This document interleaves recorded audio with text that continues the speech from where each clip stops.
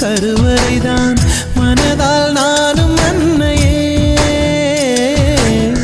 மறவேன் என்று முன்னையே.